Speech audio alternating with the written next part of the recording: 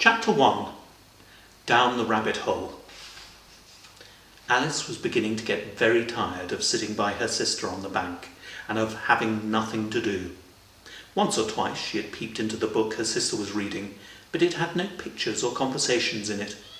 And what is the use of a book, thought Alice, without pictures or conversations?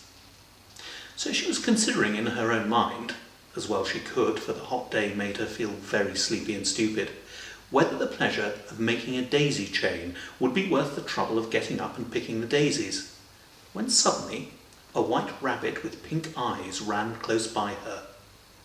There was nothing very remarkable in that, nor did Alice think very much out of the way to hear the rabbit say to itself, oh dear, I shall be too late."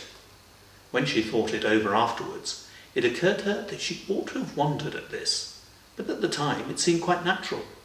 But when the rabbit actually took a watch out of its waistcoat pocket and looked at it and then hurried on, Alice started to her feet, for it flashed across her mind that she had never before seen a rabbit with either a waistcoat pocket or a watch to take it out of, and, burning with curiosity, she ran across the field after it and was just in time to see it pop down a large rabbit hole under the hedge.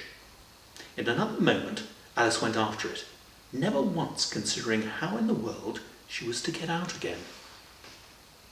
The rabbit hole went straight on like a tunnel for some way, then dipped suddenly down, so suddenly that Alice had not a moment to think about stopping herself before she found herself falling down what seemed to be a very deep well. Either the well was very deep or she fell very slowly, for she had plenty of time as she went down to look about her and to wonder what was going to happen next. First, she tried to look down and make out what she was coming to, but it was too dark to see anything.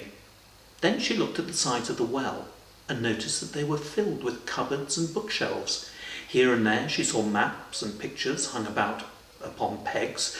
She took down a jar from one of the shelves as she passed. It was labelled orange marmalade, but to her great disappointment it was empty. She did not like to drop the jar for fear of killing somebody underneath, so managed to put it on one of the cupboards as she fell past it.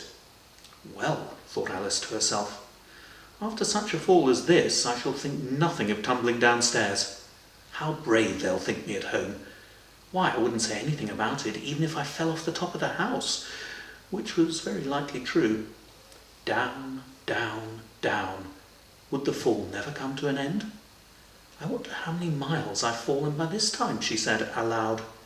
I must be getting somewhere near the centre of the earth. Let me see.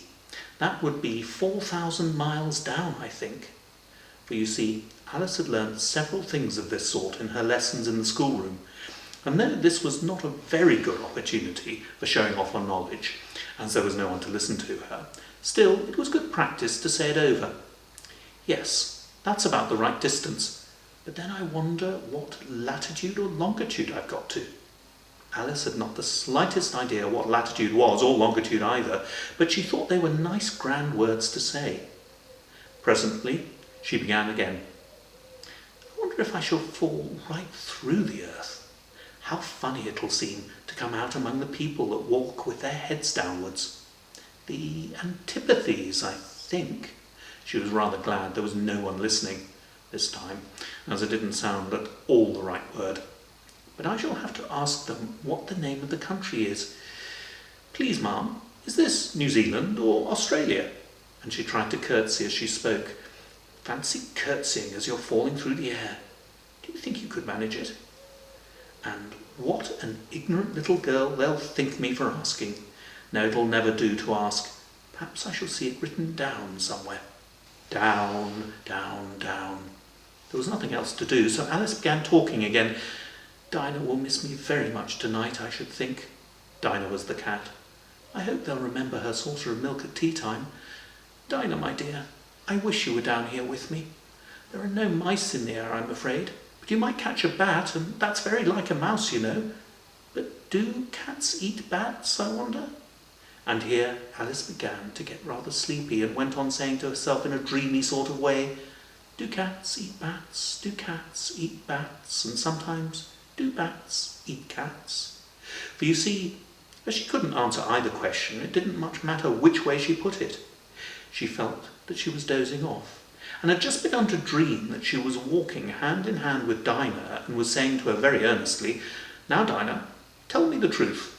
Did you ever eat a bat?"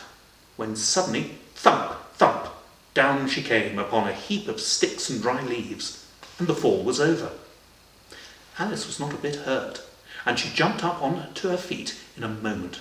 She looked up, but it was all dark overhead. Before her was another long passage, and the White Rabbit was still in sight, hurrying down it.